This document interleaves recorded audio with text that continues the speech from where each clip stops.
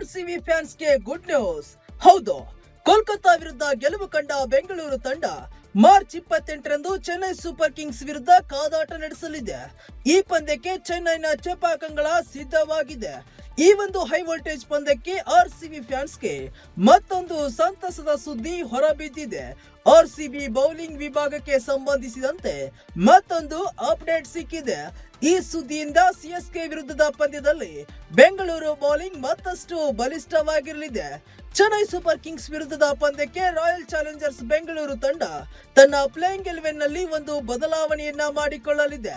KKR ವಿರುದ್ಧ ಸಣ್ಣ ಗಾಯದಿಂದ ವಿಶ್ರಾಂತಿ ಪಡೆದಿದ್ದ ಭುವನೇಶ್ವರ್ ಕುಮಾರ್ ಸಿಎಸ್ಕೆ ವಿರುದ್ಧದ ಪಂದ್ಯದಲ್ಲಿ ಕಣಕ್ಕಿಳಿಯಲಿದ್ದಾರೆ ಎಂದು ಆರ್ಸಿಬಿ ಮೂಲಗಳು ತಿಳಿಸಿವೆ. ಆ ಮೂಲಕ ಭುವನೇಶ್ವರ್ ಕುಮಾರ್ಗೆ ಯುವ ವೇಗಿ ರಸಿಕ್ ದಾರ್ ಸಲಾಮ್ ತಮ್ಮ ಸ್ಥಾನವನ್ನ ಬಿಟ್ಟುಕೊಡಬಹುದು. ಭುವಿ ಬಂದ್ರೆ ಆರ್ಸಿಬಿ ಬೌಲಿಂಗ್ ಮತ್ತಷ್ಟು ಸ್ಟ್ರಾಂಗ್ ಆಗಲಿದೆ. ಇನ್ನುಳಿದಂತೆ ಮೊದಲ ಪಂದ್ಯದಲ್ಲಿ ಆಡಿದ ಎಲ್ಲ ಆಟಗಾರರು ಈ ಪಂದ್ಯದಲ್ಲಿಯೂ ಮುಂದುವರಿಯಲಿದ್ದಾರೆ.